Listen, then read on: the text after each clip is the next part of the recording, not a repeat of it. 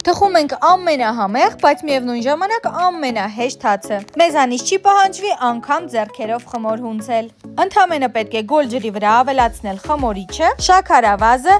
աղը, ձիթայուղը և խառնել։ Այնուհետև ավելացնում ենք հալուրը և շարունակում ենք խառնել գդալի օգնությամբ։ Պետք է ստանանք թույլ ձեռքերին կպնող խմոր։ Հենց այս վիճակով էլ փակում ենք սննդային տոպրակով և ուղարկում մի տաք վայր։ Մեզնից պահանջվելու է ընդամենը 30-ից 40 րոպեն մեկ թաց ձեռքերի օգնությամբ դրսից դեպի ներս շարժումներով ուղղորդել խմորը։ Այն պետք է կրկնել 2-ից 3 անգամ, որից հետո կարող ենք թխել։ Դու չմոռանաս հետևել իմ էջին ավելի հեշտ ու համեղ բաղադրատոմսերի համար և իհարկե սրտիկիր հոլովակն ու ուղարկիր ընկերներիդ։ Իդեպ այս հացը անվանվում է չիաբատա։ Ստացվում է շատ համեղ ու խրթխրթան հաց։